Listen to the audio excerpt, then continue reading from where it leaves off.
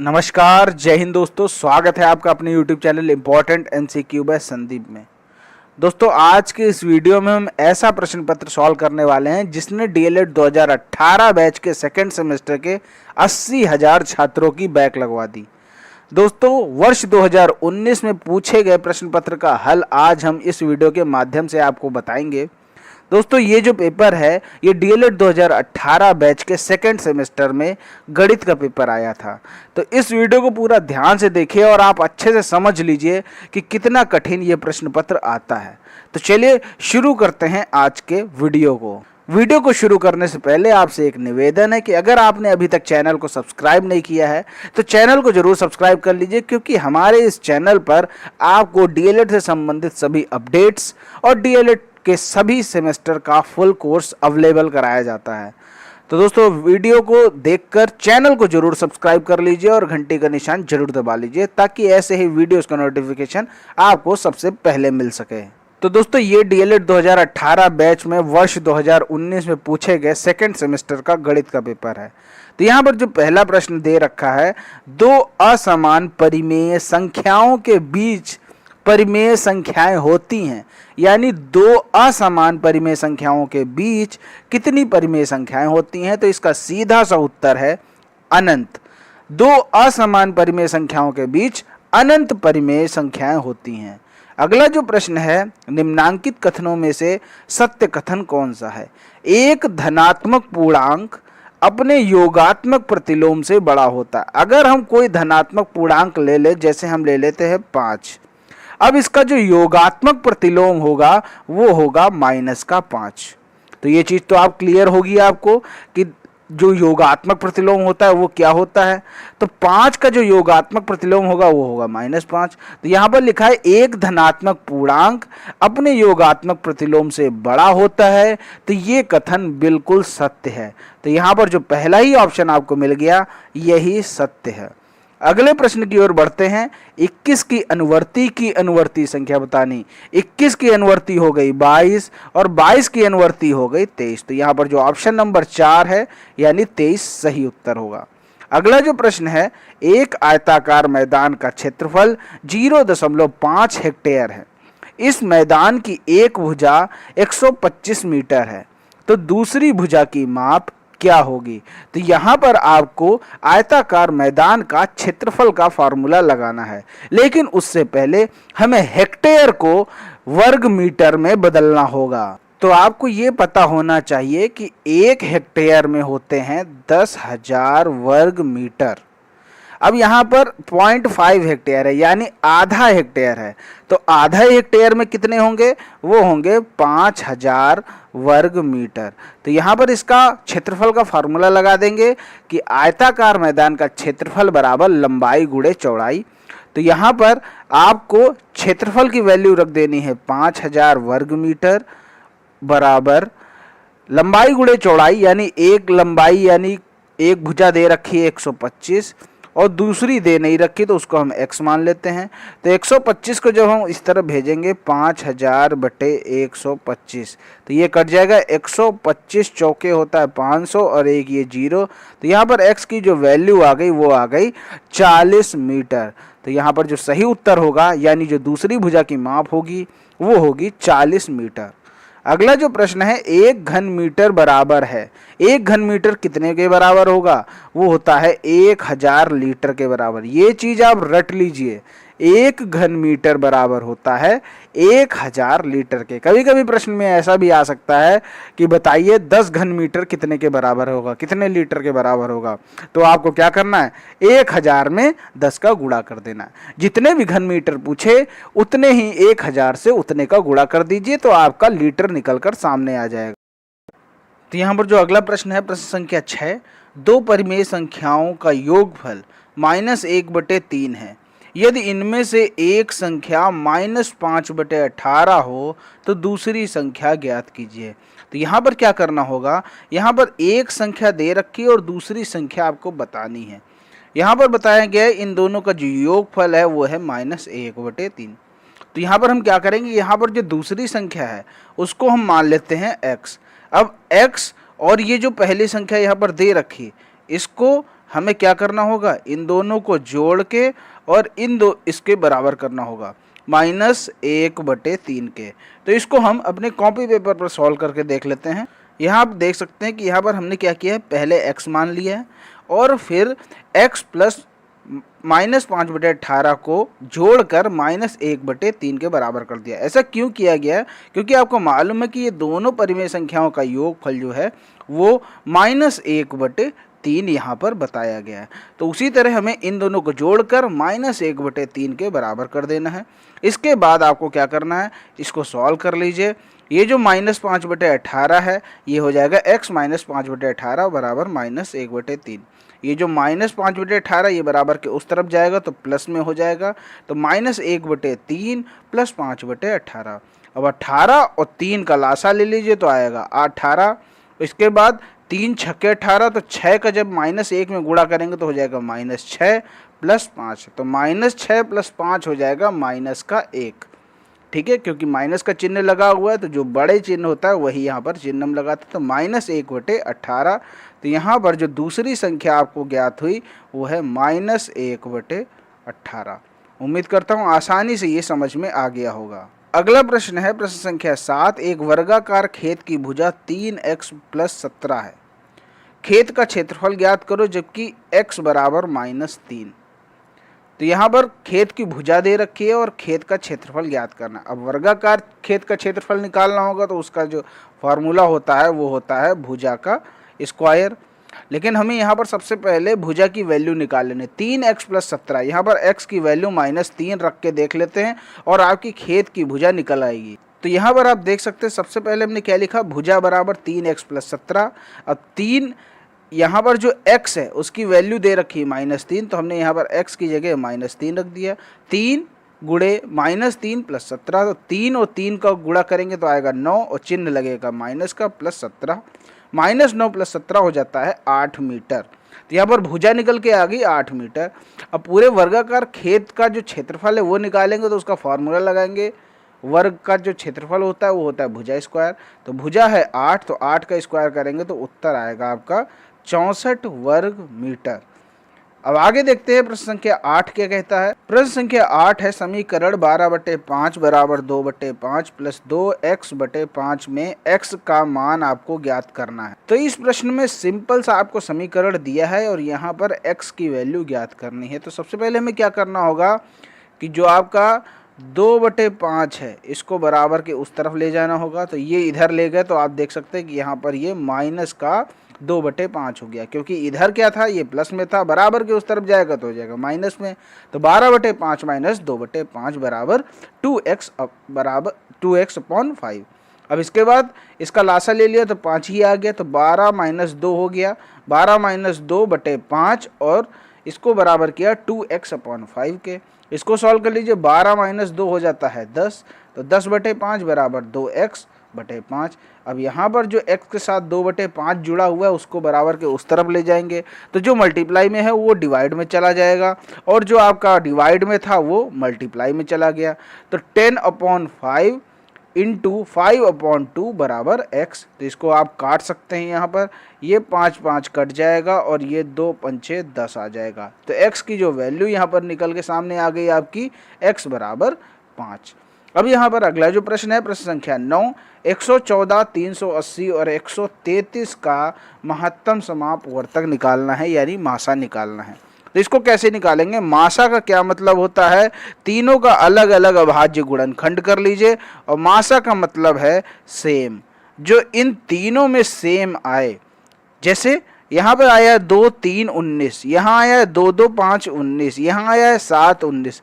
अब इन सभी में सेम क्या है, इन सभी में आपने देखा कि 19 यहाँ पर सेम है, तो यहाँ पर जो इसका मासा आएगा वो 19 आएगा। आपको अभाज्य गुणनखंड निकालना आता होगा, अगर नहीं आता है तो नीचे हमें कमेंट में बता दीजिए, हम आपको अभाज्य गुणनखंड निकालना भी सिखा देंगे। जैसे ये हमने यहाँ पर निकाला है तो ये अभाज्य गुणनखंड है। अगला जो प्रश्न है यहाँ पर आपके लिए जो प्रश्न है, अब प्रश्न संख्या 10 शुरू करने से पहले आपको बता दें जो आपके लिए प्रश्न है उसका उत्तर आप हमें नीचे कमेंट बॉक्स में बताइए। 966 मिलीमीटर में कितने मीटर होंगे। 966 मिलीमीटर में कितने मीटर होंगे? 9.66 मीटर, 0.966 मीटर, या फिर तीसरा ऑप्शन है 0.0966 मीटर, या फिर नन ऑफ द अबव। तो यहाँ पर चारों में से कौन सा ऑप्शन सही है, हमें नीचे आप कमेंट में जरूर बताइए। बढ़ते हैं अगले प्रश्न संख्या 10 की। प्रश्न संख्या 10 है आपके सामने, AC बराबर BD तथा BC बराबर AD। तो निम्नांकित कथनों में से कौन सा सत्य, यहाँ पर 3 ऑप्शन दे रखे हैं, इन तीनों में से कौन सा सत्य है? तो यहाँ पर सबसे पहले आपको यहाँ पर ये बताया गया है कि यह बीच में सर्वांग सम का चिन्ह लगा हुआ है और ये बता रहे हैं कि कौन सा त्रिभुज किसके सर्वांग सम है। तो यहाँ पर आप सबसे पहले ये देख लीजिए, जब सर्वांग सम की श्रेणी आए तो यहाँ पर देखिए कितना दिया है, AC बराबर BD। तो ये बस आप पैटर्न ध्यान रखिए, AC जो है वो BD के बराबर, यानी AB के और CD के कॉरेस्पॉन्डेंट बराबर होगा। तो यहाँ पर आप देखिए कौन से ऑप्शन में AC और BD बराबर दिखाई दे रहा है। तो अगर हम पहला ऑप्शन देखें तो देखिए A यहाँ पर पहले है और C आखिरी में है, तो यहाँ पर B पहले होना चाहिए और D आखिरी में होना चाहिए, तो ऐसा तो है नहीं। तो इसका मतलब ये जो पहला ऑप्शन है ये गलत हो गया। अब दूसरे ऑप्शन देखते हैं कि यहाँ पर A पहले है, C आखिरी में है, तो यहाँ पर B पहले होना चाहिए और D आखिरी में होना चाहिए, क्योंकि यहाँ पर AC बराबर BD है। अब ऑप्शन नंबर 3 देखते हैं, A यहाँ पर पहले है और C आखिरी है, तो यहाँ पर B पहले होना चाहिए और D आखिरी में होना चाहिए। तो ऑप्शन नंबर 3 आप देख सकते हैं पूरी तरह से मैच कर रहा है। यहाँ पर देख सकते हैं AC बराबर BD, यहाँ ये AC तो ये BD बराबर हो गया। अब यहाँ पर जो दूसरा ऑप्शन है BC बराबर AD, तो ये देख सकते हैं BC बराबर AD, यानी जिसकी जो लेटर जहाँ पर है, एक त्रिभुज में जो लेटर जहां पर है उसी कंडीशन में दूसरे त्रिभुज में वो लेटर अपनी जगह होना चाहिए। अगर ये अपनी जगह लेटर है तभी ये आपका सर्वांग सम कहलाएगा। आगे देखते हैं अगला जो प्रश्न है, प्रश्न संख्या 11, -4 -17 प्लस 10 × 3 -5, इसका सरलतम मान ज्ञात करना है। क्या करना होगा, सबसे पहले हमें ब्रैकेट के अंदर की चीज़ों को सॉल्व करना होगा। तो यहाँ पर लगाते हैं माइनस, अंदर है 4 - 17, तो 17 में जब 4 घटेगा तो आएगा 13 और चिन्ह लगेगा का माइनस का, क्योंकि जो 17 है वो बड़ा है, उसका चिन्ह माइनस का है। प्लस का निशान लगाएंगे, 10 × 3 होता है 30, ब्रैकेट बंद, -5। अब ब्रैकेट को खोलेंगे तो यहाँ पर क्या है, ब्रैकेट के बाहर माइनस है तो अंदर के चिन्ह बदल जाएंगे, तो ये हो जाएगा 13 और ये है 30 और ये माइनस का 5, तो 13 और 30 होता है 43। 43 में जब 5 घटाएंगे तो आएगा 38। तो यहाँ पर जो 11वें प्रश्न का उत्तर होगा वो होगा 38। अब बात करते हैं अगला प्रश्न, प्रश्न संख्या 12, एक भिन्न का हर उसके अंश से एक अधिक है, अंश तथा हर दोनों में से एक घटाने पर 1/2 हो जाता है। अब भिन्न यहाँ पर आपको ज्ञात करनी है। सबसे पहले आप समझ लीजिए कि एक जो भिन्न है उसका अंश से एक अधिक है उसका हर। तो अगर हम अंश को x मान लें तो जो उसका हर होगा वो एक अधिक होगा, तो वो हो जाएगा x + 1। तो ये चीज़ आप समझ गए कि अगर अंश x है तो उसका हर उससे एक अधिक है, तो यानी जो उसका हर होगा वो x + 1 हो जाएगा। तो जब अंश हो गया x, हर हो गया x + 1, तो जो भिन्न बनेगी वो बनेगी x/x + 1। अब यहाँ पर प्रश्न में कह क्या रहा है वो आप समझ लीजिए। यहाँ पर प्रश्न में कह रहा है कि अंश और हर दोनों में एक घटाने पर जो भिन्न का मान है वो 1/2 हो जाता है। तो यहाँ पर हमने अंश में 1 घटाया x - 1 और हर में x + 1 - 1, इसमें भी 1 घटा दिया, तो इसकी जो वैल्यू आ रही है वो 1/2 हो रही है, ऐसा प्रश्न में दिया गया है। तो हमने 1/2 के बराबर कर दिया। अब आप इसको सॉल्व कर लीजिए, आसानी से सॉल्व हो जाएगा। आप यहाँ पर देख सकते हैं कैसे ये सॉल्व होगा। यहाँ पर ये +1 - 1 कट जाएगा। अब इसको तिर्य गुणा कर दीजिए, ये 2 है ऊपर गुणा हो जाएगा और x है इधर ऊपर गुणा हो जाएगा। तो जब 2 का x - 1 में गुणा करेंगे तो 2x - 2 आएगा, और जो x का 1 में गुणा करेंगे तो x आएगा। यहाँ पर जो x ही तो बचेगा, यहाँ ये 1 1 कट जाएगा तो यहाँ पर x बचेगा, तो 2x - 2 बराबर x हो गया। अब ये जो x है इसको इस तरफ ले आइए, 2x माइनस x, और ये जो -2 है ये बराबर के इस तरफ चला जाएगा तो प्लस में हो जाएगा, क्योंकि -2 है बराबर के उस तरफ जाएगा, चिन्ह बदल जाएगा, +2 हो जाएगा। तो x बराबर 2 यहाँ पर इसकी वैल्यू आ गई। अब हम बात करें, हमने भिन्न क्या माना था, x अपॉन x + 1, तो यहाँ पर x की वैल्यू आ गई 2 और नीचे आएगा x + 1, 2 + 1 बराबर 3, तो इसकी वैल्यू जो आ गई 2/3। वो जो भिन्न आपको ज्ञात करनी थी उसकी वैल्यू आई 2/3। आसान सा क्वेश्चन था। चलिए बढ़ते हैं प्रश्न संख्या 13 की तरफ। प्रश्न संख्या 13 है, दो संख्याओं का अंतर 14 है, बड़ी संख्या का आधा छोटी संख्या के 2 गुने से 2 कम है, दोनों संख्याएं ज्ञात करो। अब दो संख्याओं का अंतर 14, अब मान लेते हैं कोई संख्या है x और y। अब इन दोनों का अंतर कितना है, x - y बराबर 14 कर दिया हमने, दोनों का अंतर 14 है तो हमने x - y बराबर 14 कर दिया। अब यहाँ पर क्या करना है, जो इसकी दूसरी कंडीशन कह रही उसको भी फॉलो कराना है। अब बड़ी संख्या का आधा, तो यहाँ पर जो बड़ी संख्या है x और y में वो है x। ऐसा क्यों है ये भी आप समझ लीजिए। यहाँ पर आप देख सकते हैं x - y बराबर हम 14 कर रहे हैं, तो जब बड़े से छोटा घटेगा तभी तो कोई संख्या आएगी। तो यहाँ पर आप देख सकते हैं ये बड़ा होगा तभी तो ये छोटा घट रहा है, तभी तो कुछ प्राप्त हो रहा है हमें। तो यहाँ पर कौन सी बड़ी संख्या है, वो है x। तो x का हम कर देते हैं आधा, तो हमने x का आधा कर दिया। अब क्या बता रहे हैं, बड़ी संख्या का आधा छोटी संख्या के 2 गुने से 2 कम, छोटी संख्या का 2 गुना यानी y का 2 गुना कर दीजिए, 2 गुना कर दिया और इससे 2 कम कर दीजिए। ये लीजिए 2y - 2, ये 2 गुना से 2 कम हो गया। वही देखिए यहाँ पर लिखा गया है x/2 बराबर 2y - 2। हमने इसको इक्वेशन 2 का नाम दे दिया। अब यहाँ से हम x की वैल्यू निकाल लेते हैं। x बराबर ये y इस तरफ चला जाएगा तो 14 + y हो जाएगा। तो यहाँ पर x की जो वैल्यू आई 14 + y, तो वही हमने यहाँ पर क्या कर दिया, x का मान समीकरण 2 में रखने पर, तो x की जगह हम 14 + y वैल्यू रख रहे हैं। तो x की वैल्यू हो गई 14 + y, बाकी /2 वैसे ही लिख दिया, 2y - 2 सेम टू सेम ऐसे ही लिख दिया। अब हमें क्या करना होगा, ये जो 2 है इसको हम बराबर के उस तरफ भेजेंगे। यहाँ पर ये डिवाइड में है, बराबर के उस तरफ जाएगा तो मल्टीप्लाई में हो जाएगा। तो जब 2 का 2y में मल्टीप्लाई करेंगे तो 4y हो जाएगा, 2 का जब -2 में मल्टीप्लाई करेंगे तो हो जाएगा -4। अब इसको आप सॉल्व कर लीजिए, 14 + y 4y - 4। तो ये जो 4y है बराबर के इस तरफ आएगा तो ये इधर प्लस में है, जब बराबर के इस तरफ चला जाएगा तो माइनस में हो जाएगा। अब ये 14 है, 14 बराबर के इस तरफ आएगा, यहाँ प्लस में, इधर आएगा तो ये माइनस में हो गया। अब इसको आप जोड़ लीजिए, y - 4y हो जाएगा -3y, -4 - 14 ये जुड़ जाएंगे तो माइनस का 18 हो जाएगा। अब -3 को इस तरफ भेज दीजिए तो -18 अपॉन -3 हो जाएगा, क्योंकि यहाँ पर ये मल्टीप्लाई में है तो यहाँ चला जाएगा तो डिवाइड में चला जाएगा। तो y की जो वैल्यू आ गई 6, क्योंकि ये जो चिन्ह है माइनस ऊपर माइनस नीचे कट जाएगा, 18/3 होता है 6। तो y की जो वैल्यू आ गई वो हो गई 6। अब यहाँ पर जो y का मान है उसको हम समीकरण 1 में रख देते हैं। आपने देखा था जो हमने समीकरण 1 मानी थी वो थी x - y बराबर 14। x - y बराबर 14 में ही हम y का मान रखेंगे जो कि है 6। तो x - 6 बराबर 14, तो ये 6 बराबर के उस तरफ चला जाएगा, 14 + 6 बराबर 20। तो यहाँ पर आपके सामने देखिए y की जो वैल्यू आ गई 6 और x की वैल्यू आ गई 20। दोनों कितनी आसानी से सॉल्व हो गए, आप यहाँ पर देख सकते हैं कितनी आसानी से सारा प्रश्न हमने यहाँ पर सॉल्व कर लिया। बढ़ते हैं प्रश्न संख्या 14 की तरफ। आप देख सकते हैं यहाँ पर कुछ नंबर्स दे रखे हैं और बताया गया है 10-10 के वर्ग के विस्तार में आंकड़ों को विभाजित कर बारंबारता सारणी बनाइए।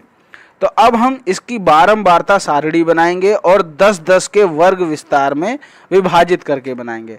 तो सबसे पहले हमें यहाँ पर जब 10-10 के, आप सबसे पहले ये देख लीजिए कितने के वर्ग विस्तार में बनाना है, 10-10 के वर्ग विस्तार में बनाना है। अब यहाँ पर देख लीजिए कि सबसे छोटी संख्या इनमें से कौन सी है। सबसे छोटी यहाँ पर हमने देखा कि वो संख्या है आपकी 48। 48 से छोटा यहाँ पर कोई नहीं। तो अब आप 48 से जस्ट छोटा देख लीजिए कि वो 5 और 10 के गुणांक में कौन सी संख्या आ रही। तो 48 से छोटा होता है 45 जो कि 5 के गुणांक में आ रही। ठीक है, तो हमने शुरू कहाँ से किया, हमने शुरू कर दिया 45 से। तो जो हमने पहला वर्ग बनाया वो बनाया 45 से 55 का। अब 45 से 55 का क्यों बनाया, क्योंकि यहाँ साफ दिया है कि 10-10 के वर्ग बनाने। तो जब हम 45 से शुरू करेंगे तो 55 पे ख़त्म करेंगे, क्योंकि 45 10 होता है 55। तो यहाँ पर हमने क्या शुरू किया, हमने 45 से वर्ग बनाने शुरू किए। तो 45 से 55 वर्ग बना लिया, 55 से 65, 65 से 75। अब यहाँ पर हमें अगली जो चीज़ देखनी है वो देखनी है कि सबसे बड़ी संख्या कौन सी है। तो इन सब में सबसे बड़ी जो संख्या है वो है 88। तो अब आपको क्या करना है, हमने जो 5 के गुणांक में 45 से शुरू किया था, ये कितने के विस्तार में थे, ये 10-10 के वर्ग विस्तार में थे। तो आप इसको धीरे धीरे बढ़ाते रहिए। सबसे बड़ी संख्या है 88, तो हमें कहाँ तक ले जाना होगा, हमें ले जाना होगा 95 तक। तो ऐसे ही 45 से 55, 55 से 65, 65 से 75, 75 से 85, 85 से 95, ये हमने निकाल लिए। अब हमें यहाँ पर क्या करना होगा, सबसे पहले तो आपको ये करना है कि इस तरह के टेबल बना लेनी है, क्रम संख्या, वर्ग, टैली चिन्ह और बारंबारता। तो आपने यहाँ पर सबसे पहला काम क्या किया कि यहाँ पर आपने सब वर्ग विस्तार लिख लिए। अब इसका जो सेकेंड स्टेप है कि आप ये देखेंगे कि 45 से 55 के बीच में इन संख्याओं में कितने नंबर्स आ रहे हैं। तो 45 से 55 के बीच में अगर आप देखें तो आपके जो नंबर हैं वो हैं 52, 54, 54, 50, 50, 50, 50, 48, इतने नंबर्स आ रहे हैं। तो ये कितने नंबर्स हो गए, 1 2 3 4 5 6 7 8, कुल मिलाकर हो गए 8। तो यानी 45 से जो 55 है इनके बीच में कुल मिलाकर 8 संख्या आ रही हैं। अब 8 संख्या आ रही हैं तो इसका मतलब हमें टैली चिन्ह 8 बनाने होंगे। तो 8 हम टैली चिन्ह बना लेते। कैसे बनाते हैं कि 1 2 3 4, 4 लिखने के बाद रुक जाते हैं। जो 5वां चिन्ह होता है वो 5वें, इन चारों को काटते हुए 5वां बन जाता है।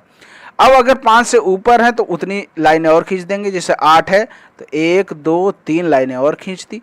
यहाँ पर आप देख सकते हैं कि 4 और 1 लाइन क्रॉस कर दी तो हो गए 5। अब 3 हमें और खींचनी तो 3 लाइनें और खींच दी। तो ये हो गए आपके 8। टैली चिन्ह बनाना आप आसानी से समझ गए। अब यहाँ पर देखिए 55 से 65 के बीच में कौन कौन सी संख्या है। 55 से 65 के बीच में है आपकी 55 और 56।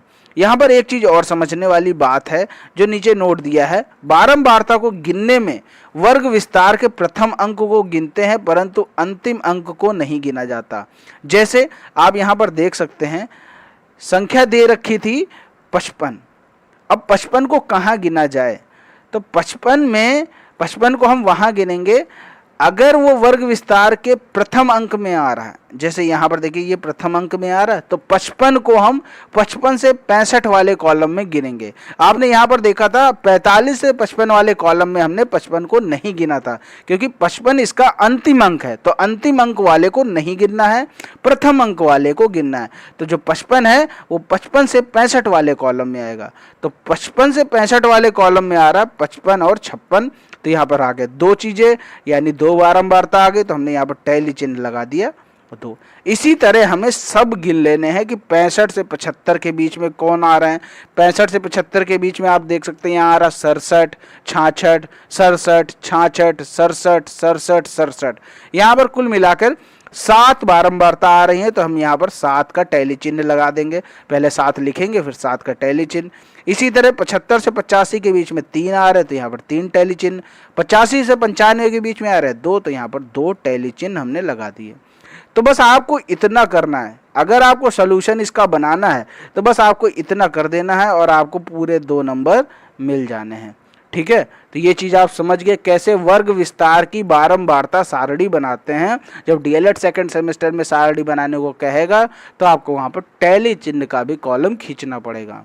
अब बात करते हैं प्रश्न संख्या 15 की। प्रश्न संख्या 15 आपके सामने दे रखा है 8y + 3x cube minus 3x minus 8y का होल क्यूब। तो यहाँ पर क्या बता रहे हैं कि ये आपको मानना है a और ये मानना है b। तो ये फार्मूला बन जाएगा a³ - b³ का। तो वही हमें यहाँ पर अप्लाई करना है। A cube minus B cube का फार्मूला होता है ए माइनस बी, एक ब्रैकेट में, दूसरे ब्रैकेट में A square plus A B plus B square. तो ये चीज़ आप समझ गए। अब इसी को इस प्रश्न में अप्लाई कर देना है। तो अगर हम a माइनस बी करना चाहें तो इसको हमने पूरा a माना है, इसको पूरे को हमने b माना है। तो यहाँ पर देखिए a माइनस बी करेंगे तो a यहाँ पर ये पूरा लिख गया और माइनस बी यानी माइनस ब्रैकेट में 3x माइनस 8y, तो जब ब्रैकेट खुलेगा तो ये हो जाएगा माइनस का 3x और ये जो प्लस माइनस 8y है इसका चिन्ह बदल जाएगा तो ये हो जाएगा प्लस का 8y। तो ये चीज़ समझ गए। a माइनस बी तो लिख दिया हमने। अब a का स्क्वायर कीजिए तो यानी 8y प्लस 3x का स्क्वायर कर दिया। ए बी यानी 8y प्लस 3x और 3x माइनस 8y का मल्टीप्लाई कर दिया। ये देखिए यहाँ मल्टीप्लाई कर दिया। अब यहाँ बोल रहा है बी स्क्वायर करो, तो यहाँ पर जो 3x माइनस 8y है इसका हमने स्क्वायर कर दिया। तो ये चीज़ क्लियर हो गई। सिर्फ और सिर्फ अभी हमने फॉर्मूले में वैल्यूज़ को रखा है। अब आगे हम इसको सॉल्व करते हैं। तो इसको सॉल्व कैसे करेंगे, देखिए यहाँ पर ये 3x प्लस का 3x माइनस का कट गया, 8y और 8y मिलके हो गए 16 का y, ये हो गए 16y। अब आप इसको खोलिए, यहाँ पर 8y प्लस 3x का होल स्क्वायर, यहाँ पर वही फार्मूला लगेगा a प्लस बी का होल स्क्वायर वाला, a square plus B square plus 2ab। साफ साफ आपने फार्मूला लगा दी। यहाँ पर 8y का जब स्क्वायर करेंगे तो 88 64 और y का स्क्वायर, b स्क्वायर जब करेंगे यानी 3x का स्क्वायर करेंगे तो ये हो जाएगा 3 3 9 और x स्क्वायर। अब जब 2ab करेंगे तो 2, ये लिखा 2 इंटू 8y इंटू 3x। तो इसको जब सॉल्व करेंगे 2 8 16 3 48 48 yx। तो यहाँ पर हमने देखिए लिख दिया 48 yx। इसी तरह अगला जो देखिए यहाँ लिखा हुआ है 8y प्लस 3x, यहाँ लिखा 3x माइनस 8y। यहाँ पर आप देख सकते हैं कि इसको हम ऐसे पढ़ सकते हैं 3x minus 8y 3x plus 8y, यानी ये वाला फार्मूला लग रहा है a minus B a plus B. तो यहाँ पर कौन सा फार्मूला लगेगा, a square minus B square वाला फार्मूला लग रहा है। तो हमें यही यहाँ पर करना है 8y प्लस 3x और 3x माइनस 8y। तो फार्मूला लग जाएगा 3x स्क्वायर होल का और 8y का होल स्क्वायर। तो यही यहाँ पर किया गया है। 3x का होल स्क्वायर करेंगे तो 9x स्क्वायर आ जाएगा, माइनस का चिन्ह लगा दिया, और 8y का होल स्क्वायर करेंगे तो 88 64 y स्क्वायर। तो ये चीज़ खुल के सामने आ गई। अब वही फार्मूला यहाँ पर लगा देना है, a माइनस बी का होल स्क्वायर वाला फार्मूला 3x माइनस 8y का होल स्क्वायर। तो a माइनस बी का फार्मूला क्या होता है, a square plus B square minus का 2ab। तो वही यहाँ किया गया a square plus B square minus का 2ab। अब यहाँ पर जो जो कटने लायक है उसको हम आसानी से काट देंगे, जैसे 48xy माइनस का 48yx प्लस का कट गया दोनों। अब बात करते हैं कि एक्स स्क्वायर की वैल्यू देखते हैं, ये 64y स्क्वायर है, ठीक है, और ये 64y स्क्वायर है, प्लस ये माइनस का ये प्लस का कट गया। अब यहाँ पर ये एक बचा 64y स्क्वायर, तो हमने यहाँ पर 64y स्क्वायर लिख दिया, ठीक। अब ये यहाँ पर 9x स्क्वायर हो गया 18x स्क्वायर, ये एक और 9x स्क्वायर मिल गया, यानी 18 और 9 27x स्क्वायर। तो यहाँ पर आपके सामने देखिए लिख दिया 16y 27x square plus 64y square. अब इसको मल्टीप्लाई कर दिए, 64y का 27x स्क्वायर में मल्टीप्लाई करेंगे तो आ जाएगा 432x स्क्वायर y, और 16y का जब 64y स्क्वायर में मल्टीप्लाई करेंगे तो 1024y क्यूब आ गया। तो इस तरह आपने इस प्रश्न को आसानी से सॉल्व कर लिया, प्रश्न संख्या 15। बढ़ते हैं अगले प्रश्न की तरफ, प्रश्न संख्या 16 की तरफ। प्रश्न संख्या 16 है, एक मैदान की लंबाई 30 मीटर तथा चौड़ाई 15 मीटर है। यदि इस मैदान पर 5 सेंटीमीटर वर्षा हुई तो ज्ञात कीजिए इस मैदान पर कुल कितने लीटर पानी गिरा।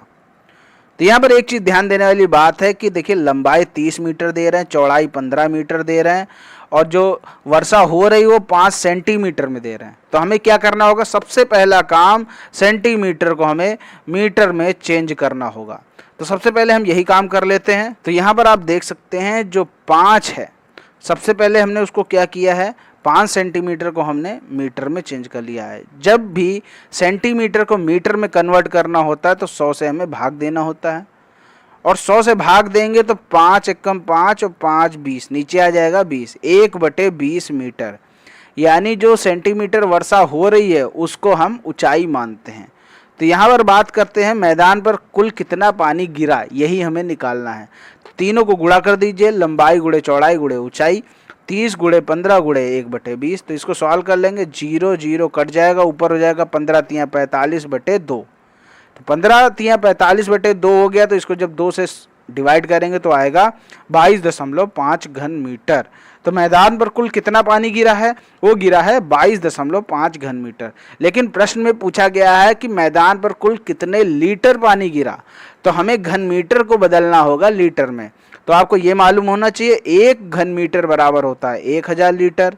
तो 22.5 घन मीटर बराबर कितना होगा, 1000 से 22.5 का गुणा कर दीजिए, तो उत्तर आपका आ जाएगा 22,500 लीटर। तो ये आपका उत्तर आ गया कि मैदान पर कुल कितना पानी गिरा, 22,500 लीटर। प्रश्न संख्या 17 क्या है, एक घनाभ की लंबाई 80 सेंटीमीटर है, चौड़ाई 40 सेंटीमीटर है, ऊंचाई 1 मीटर 20 सेंटीमीटर है, घनाभ का आयतन ज्ञात करो। तो घनाभ का आयतन आपको मालूम होगा, लंबाई गुणे चौड़ाई गुणे ऊंचाई होता है, सीधा सा घनाभ का आयतन है। लेकिन यहाँ पर कुछ चीज़ें ध्यान देने वाली हैं कि ये सेंटीमीटर में दिया है, ये सेंटीमीटर में दिया है, ये 1 मीटर 20 सेंटीमीटर दिया है, और आपका जो उत्तर पूछ रहा है वो घन मीटर में पूछ रहा है। यानी इन सभी इकाइयों को हमें मीटर में चेंज करना होगा। 80 सेंटीमीटर को हमें मीटर में चेंज करना होगा, 40 सेंटीमीटर को हमें मीटर में चेंज करना होगा, 1 मीटर 20 सेंटीमीटर को हमें मीटर में चेंज करना होगा। तो अभी मैंने आपको बताया था कि जब भी सेंटीमीटर को मीटर में कन्वर्ट करते हैं तो हमें 100 से भाग देना पड़ता है। तो जैसे यहाँ पर जो प्रश्न में दे रखा है कि जो घनाभ की लंबाई है वो 80 सेंटीमीटर है, तो 80 सेंटीमीटर है तो इसको मीटर में कन्वर्ट करना है, तो 100 से हमने भाग दिया है, तो 80/100 किया, तो 20 चौको 80 और 20 पंचे 100, 20 चौको 80 20 पंचे 100, तो यहाँ पर 4/5 मीटर इसकी लंबाई आ गई। अब बात कर लेते हैं चौड़ाई की। चौड़ाई दे रखी है 40 सेंटीमीटर, इसे हमें मीटर में कन्वर्ट करना है, तो इसको भी हम 100 से भाग दे देते हैं। तो 40 हमने 100 कर दिया, तो 20 दूना 40 20 पंचे 100, तो ये आ गया 2/5 मीटर। अब बात कर लेते हैं ऊंचाई की। इसकी ऊंचाई दे रखी 1 मीटर 20 सेंटीमीटर, यानी तो मीटर तो पहले से ही दिया हुआ है। जो आपका 20 सेंटीमीटर है इसको आप मीटर में कन्वर्ट कर लीजिए। तो एक जो मीटर है उसको पहले से रख देते हैं 1 प्लस, और 20 सेंटीमीटर तो 20/100 कर दिया, 100 से डिवाइड कर दिया है, हमको मीटर में कन्वर्ट करना है। तो 20 एक कम 20, 20 पंचे 100, तो 1 + 1/5। अब आप इसको सॉल्व कर लेंगे तो ये आ जाएगा 6/5 मीटर। तो यहाँ पर आपके पास तीनों चीज़ें आ गई, लंबाई हो गई 4/5 मीटर, चौड़ाई हो गई 2/5 मीटर, और इसकी ऊंचाई हो गई 6/5 मीटर। तो अब घनाभ का आयतन का फार्मूला लगा दीजिए, सीधा उत्तर ले लीजिए, 4/5 गुणे 2/5 गुणे 6/5। इसको सॉल्व कर लीजिए, 4 दूना 8 छंग 48, 5 बचे 25 पंचे 125, 48/125 हो गया। तो इसका जो उत्तर आएगा 0.384 घन मीटर। घन मीटर में ही घनाभ का आयतन पूछ रहा है, तो हमने यहाँ पर घन मीटर में निकाल दिया। देखिए इकाइयाँ किसी भी रूप में दी हुई हो, जिसमें उत्तर पूछे उसी में आप सभी को कन्वर्ट कर लीजिए, और उसके बाद सीधा फार्मूला लगाकर उत्तर ले लीजिए। अब बात करते हैं प्रश्न संख्या 18 की। तो यहाँ पर आपके सामने प्रश्न संख्या 18 दे रखा है कि 2x² + 8x³ + 11x - 12, फिर माइनस लगा है ब्रैकेट के अंदर, -5x² - 2x + 13x³ - 2, फिर माइनस का चिन्ह लगा है ब्रैकेट के अंदर, -4 + 2x - 3x² - 5x³। तो हमें यहाँ पर क्या करना है, यहाँ पर कुछ नहीं करना है, सिंपल सा ब्रैकेट को खोलिए और जो जो कटता जाए उसको काट दीजिए। यहाँ पर हमने सेम टू सेम ऐसे ही उतार लिया, ये आप देख सकते हैं, ठीक है। अब इसके बाद यहाँ लगा है माइनस का चिन्ह, ब्रैकेट के बाहर जब माइनस का चिन्ह लगेगा तो अंदर के जितने भी चिन्ह होंगे सब बदल जाएंगे। तो यहाँ पर -5x² तो ये प्लस हो गया, यहाँ -2x था तो ये +2x हो गया, यहाँ +13x³ था तो -13x³ हो गया, यहाँ -2 था तो यहाँ पर +2 हो गया।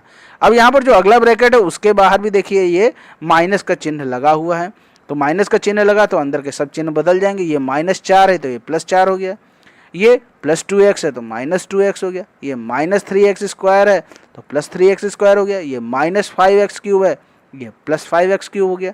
अब यहाँ पर जो जो कटने लायक है उसको आप काट लीजिए। देखिए ध्यान से देखिएगा, ये है 2x स्क्वायर, अब x स्क्वायर वाले पूरे देख लीजिए कहाँ, ये 5x स्क्वायर यानी 2x और 5x स्क्वायर ये दोनों जुड़ गए, 2x स्क्वायर प्लस 5x हो गया 7x स्क्वायर। अब अगला एक्स स्क्वायर वाला देखिए, ये आपका रहा 3x, तो 7 और 3 10 एक्स स्क्वायर, ये यहाँ पर हो गया 10x स्क्वायर। बात करते हैं एक्स क्यूब की। अब एक्स क्यूब जहाँ जहाँ है अब वहाँ ढूंढ लीजिए। ये 8 है, 8x क्यूब है, और ये 8 5 13x क्यूब प्लस का, और 13x क्यूब ये माइनस का, तो ये कट जाएगा, तो एक्स क्यूब का काम खत्म हो गया। अब बात कर लेते हैं 11x और दूसरा x देखिए कहाँ, ये रहा 11x प्लस 2x हो गया 13x, और 13x माइनस 2x हो गया 11x, तो ये 11x हो गया। अब नंबर्स को जोड़ लीजिए, ये 2 है, ये 4 है, 4 2 होते हैं 6, और यहाँ पर ये लगा है -12, तो -12 प्लस 6, तो ये हो जाएगा माइनस का 6। तो इसका जो उत्तर आएगा 10x square plus 11x minus का 6। तो ये हो गए आपके 18 क्वेश्चंस पूरी तरह से सॉल्व। दोस्तों ये यही प्रश्न पत्र है जिसमें DLED 2018 बैच के 80,000 प्रशिक्षुओं की बैक लगी थी। तो यहाँ पर आपने देख लिया होगा कि जो प्रश्न पत्र का स्तर है वो काफ़ी अच्छा है। इसमें ना ज़्यादा बहुत सरल क्वेश्चंस हैं और ना ही बहुत ही ज़्यादा कठिन क्वेश्चन भी नहीं है।